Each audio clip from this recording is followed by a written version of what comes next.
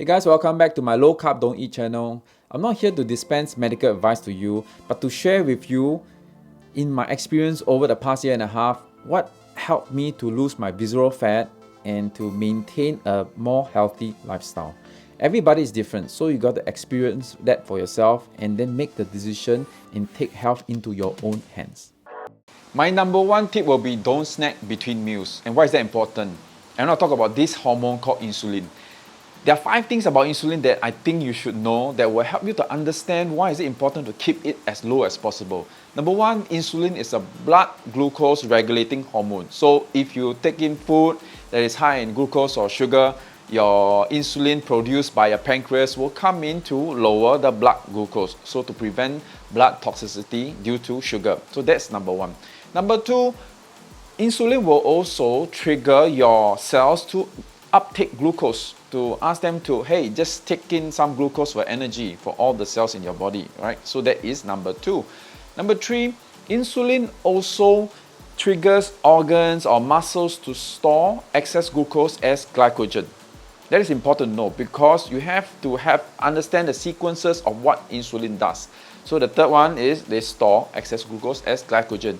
Number 4, and that is something that I find is very important to know, is that insulin is a fat storage hormone. So what does it do? A fat storage hormone, as what it says, is excess glucose after going through all those steps, then will finally be stored as fat, and primarily around your organs, or we term that as visceral fat, or around your belly as subcutaneous fat too.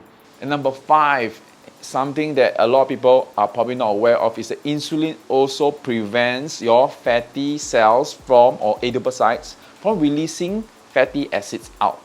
And that is like a double whammy. Number 1, it stores fat.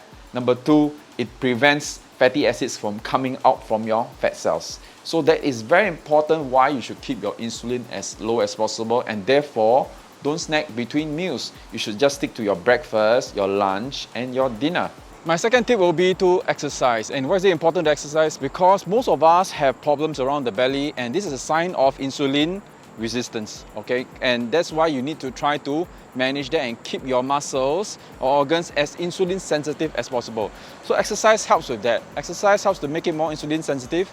You can go for walks, runs, play tennis, a sport, or even try to get some resistance training in place to target the muscles to help to even make it more sensitive. At the end of the day, you're just trying to ask insulin to trigger more glucose uptake as fast as possible. That's why some people are more metabolically active in that sense. So go and exercise. Okay, my third tip will be to go easy on the carbs. Go low carbs if you can. And of course, stay away from all the sugars, because sugars are the ones that will raise your insulin fastest, as is carbs, because carbs are basically glucose in its simplest form.